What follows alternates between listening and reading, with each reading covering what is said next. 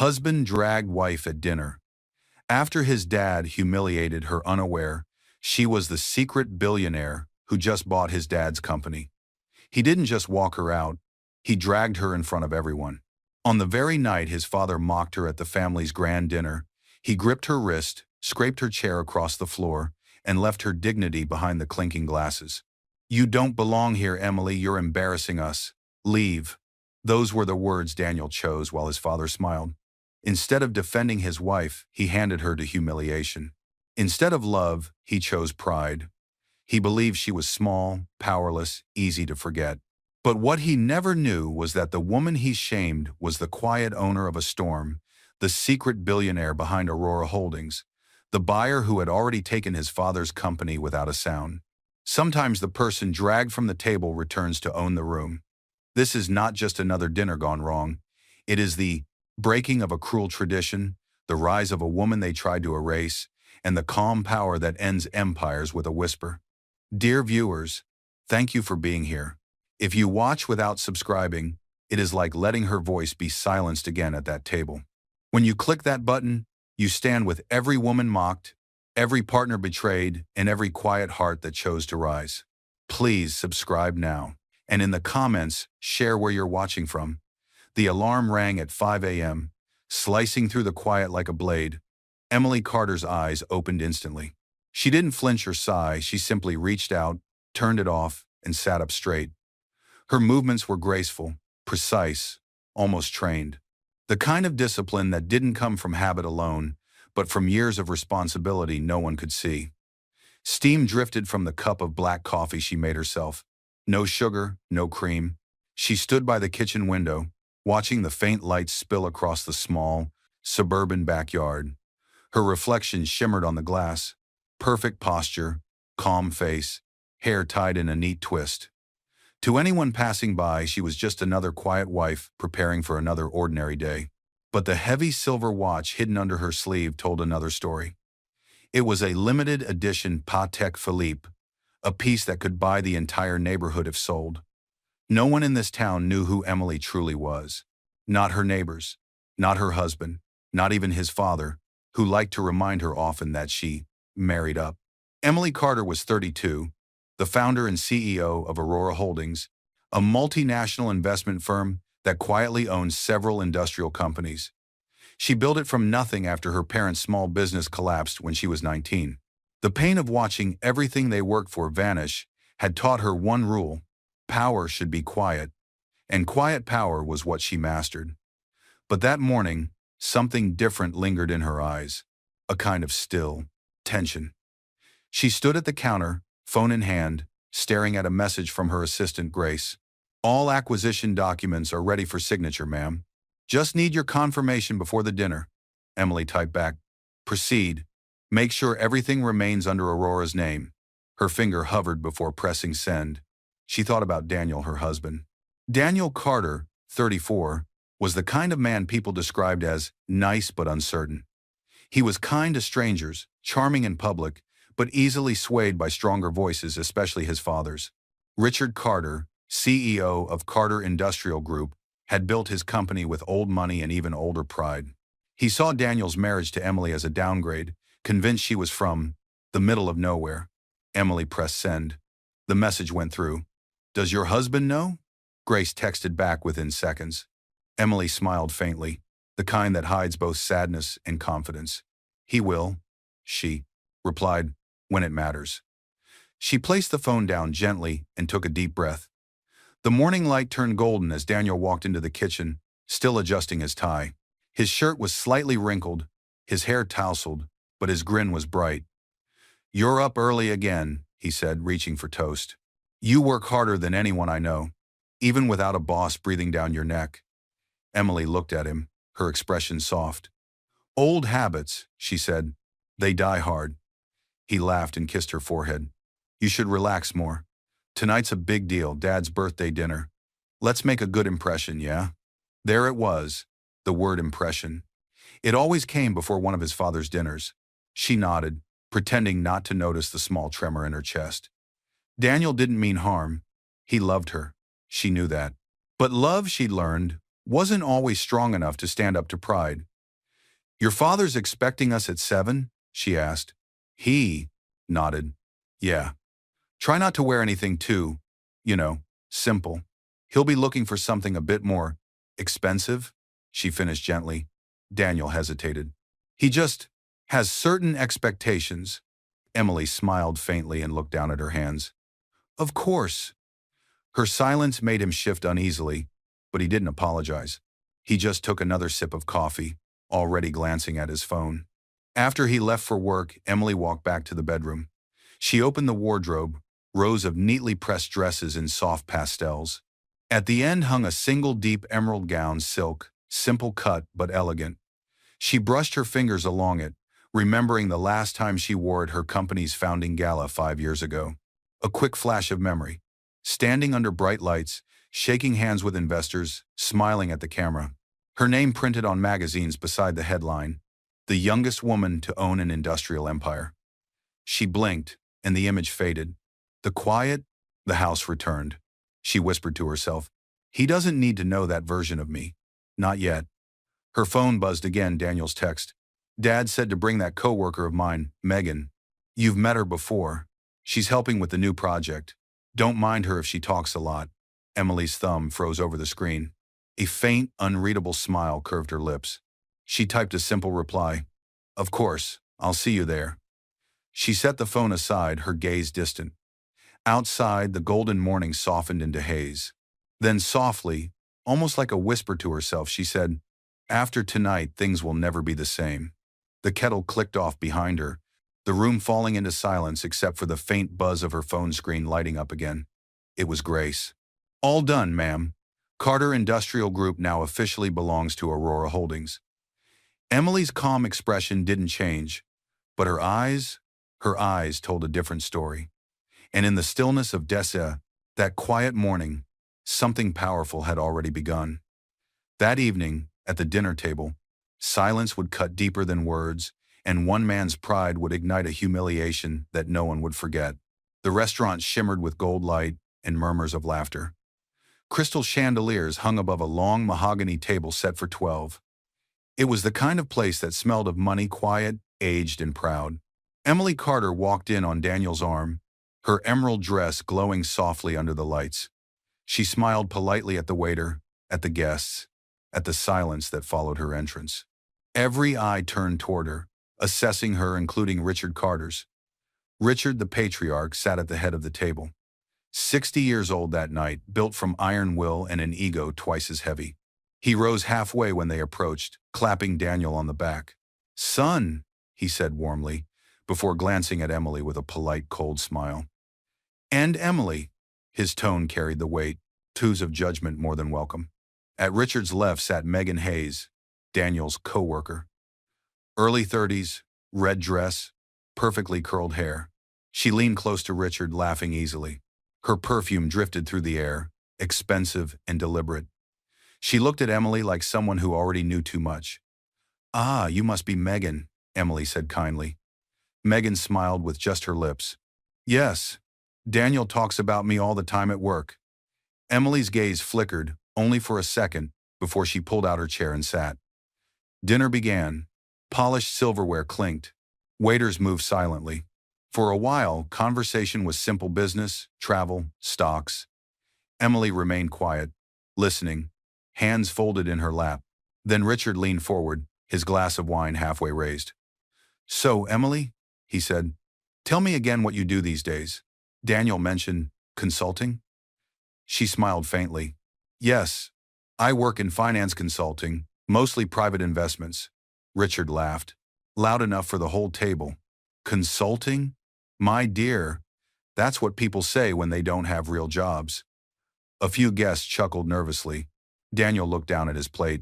Megan tilted her head, her voice smooth like honey but sharp underneath. Maybe she's just between projects, Richard. Happens to the best of us. Emily's face didn't move. Her eyes, calm and deep, didn't flinch. She set her fork down slowly and dabbed her mouth with a napkin. I suppose so, she said softly. Some projects just take longer to finish than others. Richard leaned back, satisfied that he'd made his point. That's the trouble with marrying outside your circle. No ambition, no understanding of how business works. The laughter that followed felt heavy, forced. Emily's gaze drifted downward, then caught a folder near Richard's hand, a sleek black binder with the gold letters, Carter Industrial Group, Confidential Annual Report. Her eyes lingered for a moment. She knew every figure in that report, every signature, every hidden clause, because it was hers. But she said nothing. She simply lifted her glass, calm and composed. "To family," she said quietly, "and to the lessons it teaches us." A few clinks followed, uncertain. Daniel avoided her eyes. Megan smirked behind her glass. Richard smoothed his tie. The silence that settled wasn't peaceful. It was heavy, waiting. And beneath the polished table, Emily's hands trembled just slightly. Because she knew something they didn't. This dinner wouldn't end the way they imagined. Across the table, Richard's voice rose again, louder this time, sharper. His next words would shatter everything. Richard's fork hit the table with a sharp clink. "I'll tell you what I think," he said, voice booming across the room. "Daniel, this woman doesn't even belong in this family. She's holding you back." The air froze. Guests stared, forks midair, breath caught between shock and pity. Emily's eyes lifted slowly. "That's enough," she whispered. But Richard wasn't finished. "Enough? I'm speaking the truth. You've done nothing for this family, Emily. You don't even have a proper career. Look at you living off my son's name like a—" Daniel stood up suddenly. "Dad, maybe we should—" Richard's hand cut through the air. "No, Daniel. You've worked hard your whole life, and she brings you nothing but shame." The sound of the room dimmed, replaced by a heartbeat in Emily's ears. Her face remained calm, but her eyes burned with quiet disbelief. "Richard," she said softly, "respect is something earned, not demanded." That line was her mistake. Richard's jaw locked. "Don't you lecture me about respect in my own house." Daniel's hand slammed on the table. "Enough." Everyone jumped. The room fell dead silent. Daniel turned to Emily, eyes wide with anger, fear, confusion. He felt the weight of his father's stare pressing down on him like chains. "Let's go," he said coldly. "You've embarrassed us enough tonight." Before she could reply, he grabbed her wrist. Her chair screeched against the floor as he pulled her away from the table. The guests looked down, pretending not to see. Megan's lips curved into something between guilt and satisfaction. Emily didn't resist. She just looked back once, her gaze landing on Richard's hand, resting on that company binder. As Daniel dragged her toward the door, the thin bracelet on her wrist slipped loose. It fell quietly onto the floor, rolling until it stopped near Richard's shoe. He glanced at it. Just a bracelet, he thought. But if he'd looked closer, he would have seen the tiny engraved logo. Aurora Holdings. Outside the dining room, the hallway stretched in silence. Daniel's grip loosened. He exhaled hard, guilt already mixing with anger. "Why couldn't you just keep quiet?" he said. "Why do you always make it harder?" Emily looked up at him, her voice calm but low. "I didn't make it harder. You just made it smaller." He blinked. "What?" But she didn't answer. She simply pulled her wrist from his hand and walked toward the exit, leaving him standing in the dim hallway caught between his father's pride and his wife's silence. Inside the dining room, Richard bent to pick up the bracelet, turning it once in his fingers before setting it aside. A faint frown crossed his face. Later that night, that same bracelet and the name engraved on it would return to haunt him in a way he never saw coming. The night air was sharp as Daniel shoved the restaurant door open. The sound of it slamming echoed down the marble hallway. Emily followed quietly, her heels clicking against the floor. The laughter from the dinner still rang behind them, muffled, cruel. "Why couldn't you just respect my family?" Daniel's voice cracked like thunder. He turned to her, his face red, hands clenched. "You always have to say something, don't you? You couldn't just smile and nod for once?" Emily stood still under the glow of the parking lot lights, her face pale but calm. Her voice, when she finally spoke, was soft, almost fragile. "I didn't disrespect anyone, Daniel. I defended myself. That's not how it looked." He ran a hand through his hair, pacing. "You embarrassed me. You embarrassed my father." Her eyes glistened, but she didn't let the tears fall. "Your father humiliated me in front of strangers. And you let him." Daniel froze for a second, his chest rising fast. but instead of answering, he turned away. His silence was heavier than any insult. She took a small step forward. "Do you even know what that felt like?" He didn't look at her. "I know I'm tired of being in the middle of this. You and my father are always—" Her voice cut through him like a whisper of pain. "I wasn't fighting your father, Daniel. I was protecting your wife." For a moment, there was nothing but the sound of wind passing through the trees. Then Daniel sighed and walked toward the car. "Just get in," he muttered. Emily followed quietly. Inside, the car filled with the cold silence of two people who had loved each other once deeply and were now strangers pretending to stay calm. As Daniel started the engine, his phone lit up. A message banner flashed on the screen. "Megan, he's right. You deserve someone who fits your world." Emily's eyes caught the name, but she said nothing. Her gaze shifted out the window, watching the city lights blur into streaks of gold. She didn't need to ask. The ache in her chest already knew the answer. The drive home was wordless. The only sound was the rhythmic hum of tires against the road, steady, mechanical, distant. Flashback. 2 days before the dinner, Daniel and Megan sat at a quiet bar near the office. Empty glasses glimmered under dim light. She leaned close, her voice silky and understanding. "She doesn't see how far you could go, Daniel," Megan whispered. "You have your father's gift, but you're always trying to please someone who doesn't understand ambition." Daniel had smiled, drunk on both the wine and her validation. "Emily just likes things simple." Megan's hand brushed his. "Maybe too simple for a man like you." Her words lingered even now, echoing in his mind as he drove louder than Emily's silence beside him. When they finally pulled into the driveway, Emily opened the door slowly. The porch light flickered, casting long shadows across the yard. She stood for a moment, looking at the man she once believed in. "Good night, Daniel," she said quietly, her voice steady but distant. He didn't answer. He only stared down at his phone again, the screen glowing with another message from Megan. Emily turned and walked toward the house, her expression unreadable. Inside, behind her calm, something had begun to shift. The woman who once stayed silent was now listening, learning, remembering. And before dawn, when Daniel slept soundly beside his buzzing phone, Emily would make one final call that would change every name written on his father's empire.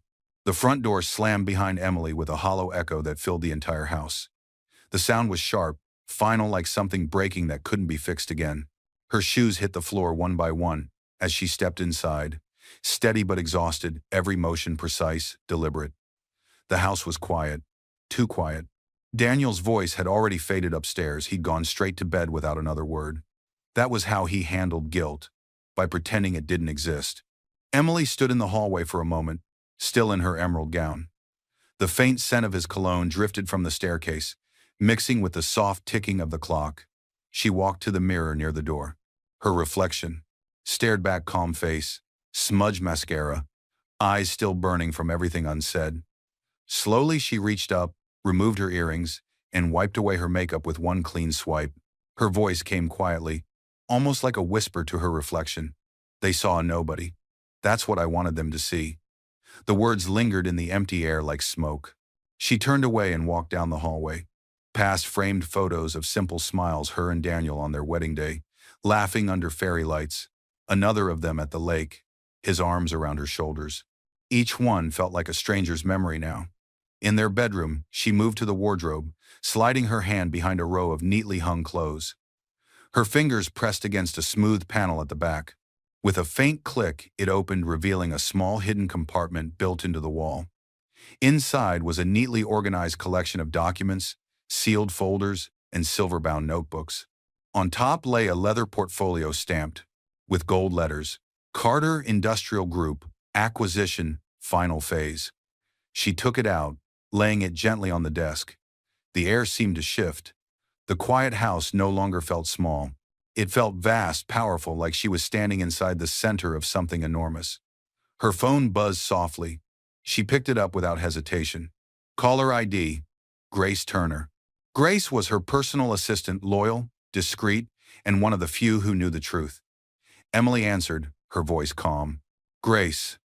"Ma'am," Grace said, her tone respectful but trembling with excitement. "The transfer just went through.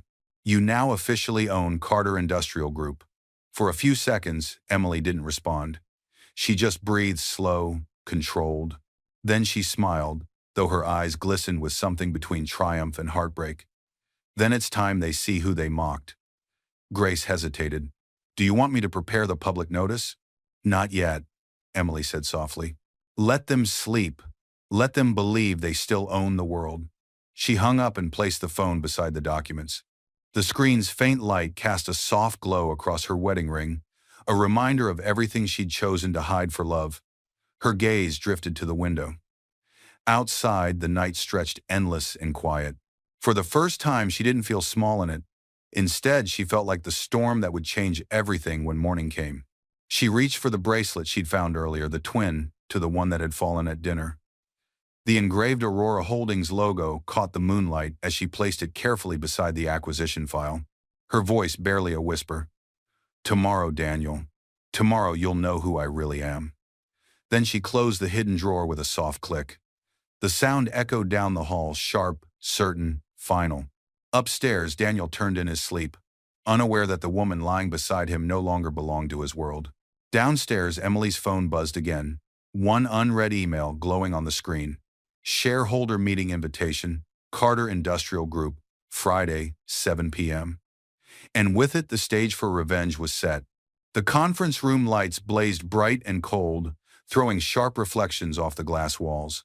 Papers rustled, pens clicked, and the air was thick with tension, the kind that only existed when money and power were on the line. Emily Carter stood at the head of the table, calm as stone. Across from her sat three people: her assistant Grace Turner, her legal advisor Martin Hale, and her financial strategist Olivia Park. All of them watched her in quiet anticipation. Everything is finalized, Martin said, sliding a stack of documents toward her. Carter Industrial Group is now under full control of Aurora Holdings. The words hit like the sound of a gavel. Final. Irreversible. Emily's fingers brushed over the papers, her expression unreadable. For weeks she had planned this: every call, every transfer, every silent move. And now, sitting beneath the white glow of that boardroom, the empire that once belonged to her father-in-law rested quietly in her hands. Do you want me to release the acquisition notice? Grace asked softly, her eyes flicking up from her tablet. Emily looked out the window instead. Below them, the city glimmered like 1,000 scattered stars, each light a reminder of the world that never noticed her before. Not yet, Emily said. Let them have their calm before the storm. The room fell into silence. Flashback. 3 weeks earlier. The sound of rain against the car window had been soft that night. Emily sat in the back seat, laptop open, the glow from the screen lighting her face. On the call was Martin, the legal advisor who had been with her since her first company. Are you sure you want to do this quietly? He asked. It's a hostile takeover in all but name. Emily's tone was steady. It's not hostile, Martin. It's justice. Grace, seated beside her, had nodded with quiet conviction. Aurora Holdings will stay as the proxy, right? Emily smiled faintly. Yes. No one will trace it back to me, at least not until I decide they should. Martin's voice came through the speaker, cautious but respectful. And if they find out too late, then, Emily said, closing her laptop, they'll finally understand what respect costs. The rain outside blurred the city lights into rivers of silver. Her reflection in the car window stared back, calm, patient, dangerous. Now in the present, Emily leaned back in her chair, lost for a moment in memory. Her mind replayed the dinner. Richard's mocking voice, Daniel's silence, Megan's smirk. Each face, each insult, had pushed her closer to this moment. Grace's voice broke the silence. You really want to stay anonymous? Emily looked at her, eyes steady. Not for long. Let's announce it. At the annual shareholder gala. Olivia blinked. That's next week, right? Friday night? Emily reached into her purse and pulled out an elegant cream envelope, the invitation Richard had sent Daniel earlier that morning. The embossed gold letters gleamed under the light. Carter Industrial Group Annual Shareholder Gala. Venue, the Regal Room. Emily smiled slowly. It was the same restaurant where Richard had humiliated her. Perfect, she said. They chose the right place to learn humility. Grace exhaled, half in awe, half in disbelief. You're planning to tell them there? Emily nodded once, her voice soft but razor-sharp. In the same room where they tore me down, they'll stand to applaud me. The clock on the wall ticked loud, deliberate, final. Emily reached for her pen, signing the final authorization page with a calm hand. "Schedule a meeting with the board before the gala," she said. "No leaks, no hints. This has to hit them. All at once." Martin gathered the papers carefully. "Understood." As they stood to leave, Emily stayed seated for a moment, looking down at the table. Her reflection glimmered faintly on the glass surface, two Emilys, side by side, the woman they thought was powerless and the woman they were about to meet. She whispered to herself, they wanted a lesson. Let's make it unforgettable. The sound of her pen clicking shut was the only sound in the room. That night, as Emily left the office, her phone buzzed a message from Daniel. "Dad says we might be losing investors. Something about a new buyer named Aurora Holdings. Do you know anything about that?" Her lips curved slightly. The storm had begun. The elevator doors burst open to the sound of raised voices. Papers flew across the marble floor, phones rang non-stop, and the once proud office of Carter Industrial Group was drowning in chaos. Daniel Carter rushed through the lobby, confusion on his face. The employees, who used to greet him, now avoided his eyes. Someone whispered his name as he passed. Another murmured, "Did you hear? The takeover went through." He froze for a second. "What takeover?" No one answered. He hurried toward his father's office, pushing open the glass doors without knocking.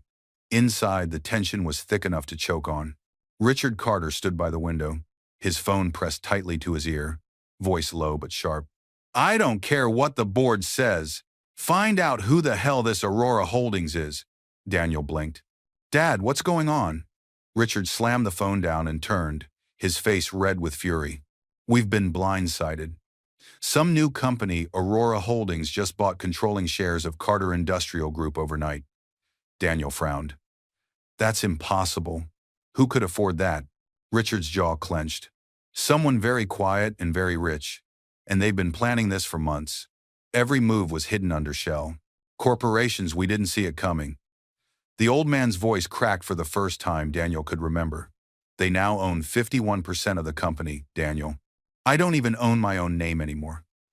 For a moment, silence filled the room. Then the door opened, and Megan Hayes stepped in perfectly dressed, confident, too calm for the chaos around her. She carried a folder under her arm and smiled faintly.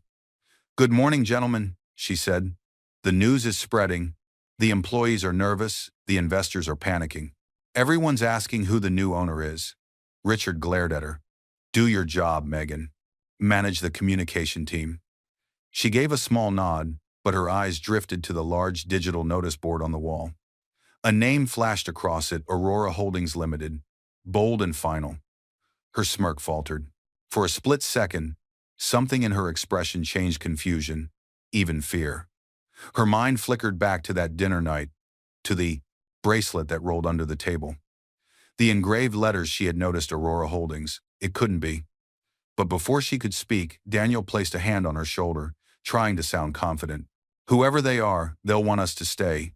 We're too valuable to fire. Right, Dad?" Richard didn't respond. He just looked older, smaller somehow, his empire slipping away piece by piece. Megan forced a smile. "You're right, Daniel. Maybe they'll even promote you." Her tone carried something almost mocking now, a mix of bitterness and denial.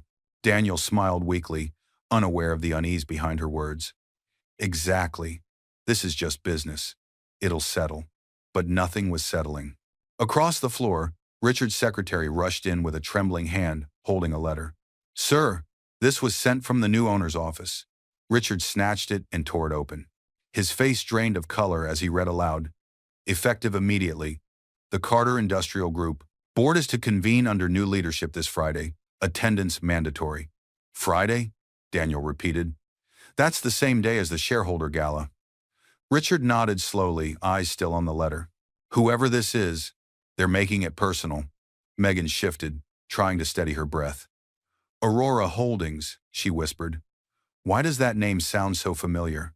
Richard ignored her and slammed his fist on the desk. "Find them, Daniel. I want to know who's behind this before Friday night." Daniel straightened, trying to look strong. "Don't worry, Dad. I'll fix this." He walked out. Megan following close behind. As the elevator doors closed, Megan turned to him. Daniel, if this Aurora Holdings is who I think it is, you might not want to know the truth. He gave a quick laugh, brushing her off. You worry too much. People like that don't come after families like ours. Her voice dropped lower. That's exactly what scares me. In his office, Richard picked up the fallen bracelet from his desk, the one he had kept since the dinner. The engraved logo caught the light again. Aurora Holdings. For the first time, he realized it wasn't just familiar, it was identical. He stared at it, frozen, the sound of the ticking clock echoing like thunder. At that same moment, across town, Emily Carter stood before a mirror in her office, rehearsing the words she would speak at the gala, the words that would make the Carters' world collapse completely. The sound of applause roared through the grand dining hall as chandeliers shimmered above the guests. The Carter Industrial Group annual shareholder gala was in full motion, a night meant to celebrate legacy, power, and wealth. Every table gleamed with silver cutlery, crystal glasses, and golden centerpieces. The scent of expensive perfume filled the air. At the front, a massive banner hung proudly, Carter Industrial Group, 60 years of excellence. But beneath that grandeur was tension so sharp it could be felt in the air. Richard Carter stood at the podium, smiling, his voice calm but tight. Tonight, he began, we celebrate the strength and tradition of our company, a legacy my family has carried for generations. His hand trembled slightly as he held the microphone. The takeover by Aurora Holdings had shaken him, but he was determined to pretend control. Daniel sat near the front, his tie perfectly straight but his nerves unraveling. Megan sat beside him, her smile bright but uneasy. Every so often, her eyes darted toward the door. Something about the night felt off. Before we continue, Richard said, I want to assure everyone that Carter Industrial remains strong, the very heart of this nation's industry. Our investors, the double doors at the back opened with a soft, deliberate click. Every head turned. The room fell into sudden, stunned silence. Emily Carter stepped through. She wore a black silk gown that shimmered under the lights, every step graceful and controlled. Around her wrist was the same bracelet Richard had once picked up, the one engraved with Aurora Holdings. The quiet became almost holy. People whispered. Some gasped. Daniel's fork slipped from his hand, clattering against the plate. Emily? He whispered, barely believing it. She didn't look at him. Her steps echoed as she crossed the marble floor, her gaze fixed on the stage. Richard's face drained of color. What is she doing here? He muttered, too low for the microphone to catch. Emily reached the podium, her calm expression unbroken. She turned to the host, who stood frozen beside Richard. May I? The man hesitated, then handed her the microphone. Good evening, she said, her voice smooth and clear. I'm honored to join you tonight. A few guests exchanged confused looks. Others leaned forward. Emily paused for just a moment, letting the suspense stretch. Then, she smiled faintly. On behalf of Aurora Industrial Group, the new parent company of Carter Industrial, I'd like to officially welcome you all. The words hit the room like thunder. A single glass shattered somewhere in the back. Someone gasped aloud. Richard's face turned white. His lips parted, but no words came out. Daniel stood up suddenly. What are you talking about? His voice cracked. Emily turned toward him, her gaze calm, steady. Exactly what I said. Richard's voice trembled with anger. This is absurd. You couldn't possibly. Oh, but I could, Emily said softly. And I did. She placed a folder on the podium, the official merger documents. The company seal gleamed under the lights. The transaction was finalized weeks ago. Aurora Holdings acquired controlling shares quietly with every signature approved and verified. Your lawyers can confirm. A ripple of whispers swept through the audience. Phones came out. Screens lit up. Megan's eyes widened as she remembered the bracelet. Aurora Holdings. She had seen it that night, she just hadn't looked close enough. Emily continued, her voice calm, almost kind. I didn't come here for revenge. I came here for truth. Some of you laughed at me when I was just the wife with no career. Others told me I didn't belong. She looked directly at Richard, her tone soft but unshakable. I was never beneath this family. I simply stood quietly while you built walls of pride. Richard swallowed hard. You tricked us. No, Emily interrupted. I tested you. Then her eyes shifted to Daniel. He looked lost, eyes glossy, hands shaking slightly. Daniel, she said gently, you taught me what respect looks like when it's gone. The line hung in the air, a soft blade cutting through silence. Tears welled in his eyes. Emily, please. She looked at him for a long moment, pain flickering beneath her calm. Then, she stepped back from the microphone. To everyone here, she said, turning toward the audience again, let this night remind you never measure a person by what they show you. Sometimes the quietest one in the room already owns the floor you're standing on. Applause didn't come right away. The silence stretched heavy, humbling. Then slowly a few claps began. They grew, echoing through the hall, until the entire room was applauding her, the woman they once dismissed.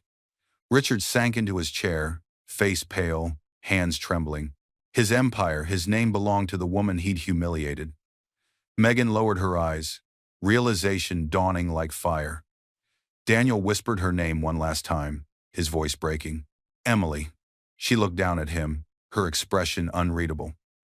You'll understand, soon enough.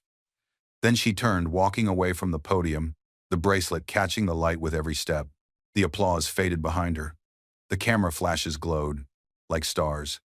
She pushed open the same doors she had entered through, never looking back.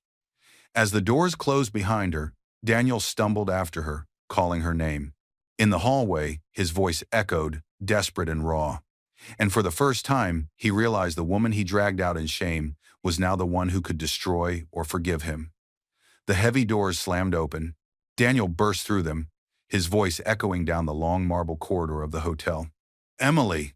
Guests in the hallway turned their heads, whispers rising like smoke. He didn't care. He ran past them, breath ragged, tie half undone, desperation etched into his face. At the far end of the hall, Emily walked calmly, her heels tapping against the floor in slow, steady rhythm. Her black gown trailed behind her like a quiet storm. Emily, wait! Daniel's voice cracked. Please listen to me. She stopped, but didn't turn. The chandelier light glowed against her hair, outlining her like a silhouette, carved from glass. He took a few steps closer, voice trembling. I didn't know. I swear I didn't know it was you, Aurora Holdings. All of this. Emily turned at last, her eyes meeting his. They were calm, but there was something in them that made him step back, something unreadable, powerful, and heartbreakingly distant. You didn't need to know who I was, she said softly. You just needed to treat me right. The sentence hit him harder than any shout could have. Daniel's mouth opened, but no sound came. His throat tightened, his hands shook. Around them, guests began to gather quietly near the ballroom doors, the same people who had seen the public revelation minutes earlier. Emily, he said again, voice breaking. I made a mistake. I was scared. My father, he pushed me into... Her voice cut through him like silk and steel. Your father didn't hold your hand that night when you dragged me out. You did. He froze. Her words replayed in his mind, pulling him back to that dinner, her silent face, his grip on her wrist, the sound of chairs scraping the floor. It all came rushing back, louder than ever. Daniel's breath came shallow now. He reached toward her, but she took a step back. You let them humiliate me, Daniel, she continued quietly. You stood there and said nothing. Tears filled his eyes. I didn't know how to protect you. I was wrong, please. And then slowly his knees gave out beneath him. The crowd gasped as Daniel Carter, the proud son, the businessman, the husband who once dragged his wife through shame, fell to his knees before her. His hands clutched at the floor, his voice shaking. I don't care about the company, or the money, or any of it. I just don't leave me like this. Emily stood still.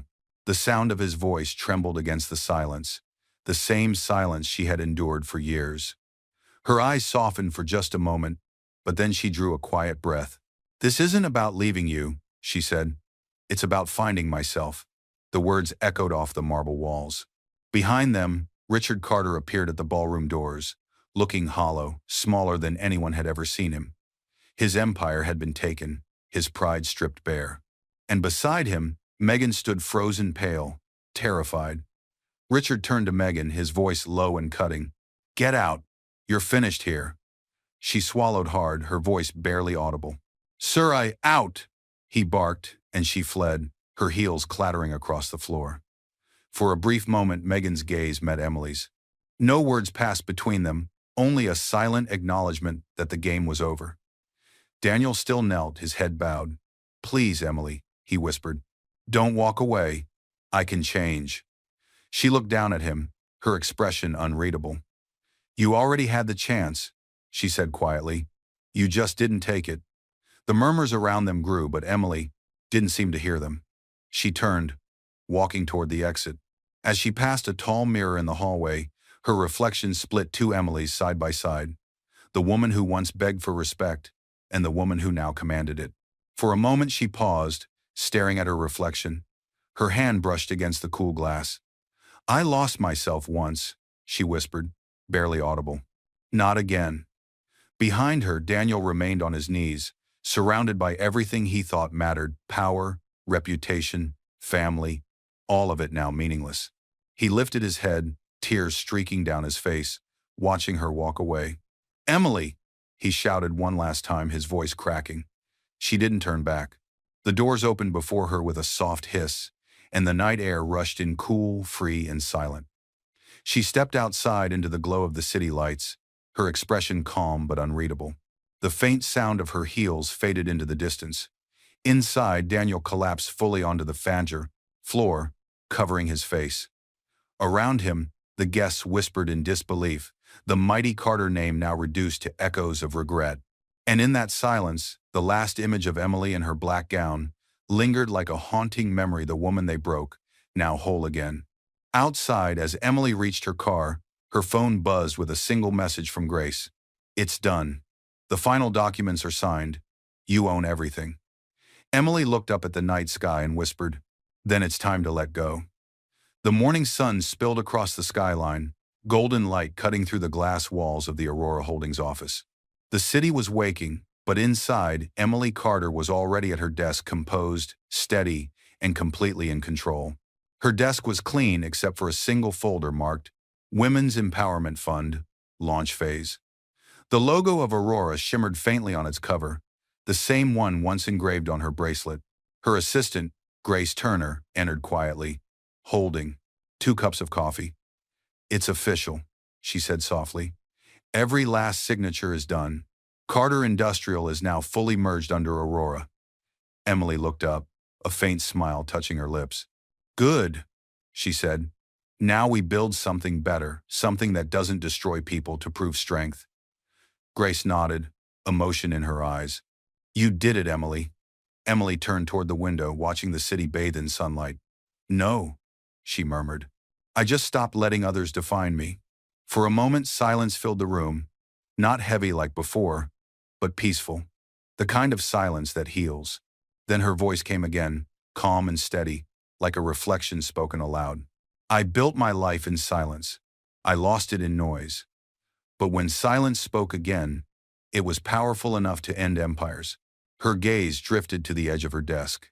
There, lying in a beam of morning light, was the bracelet, the same one that had fallen at that dinner table long ago. She picked it up gently, turning it between her fingers. The reflection of the Aurora Holdings logo glowed inside the silver band, completing the circle. Emily smiled, whispering to herself, "Dignity is louder than revenge. Don't mistake humility for weakness. It might just own your world."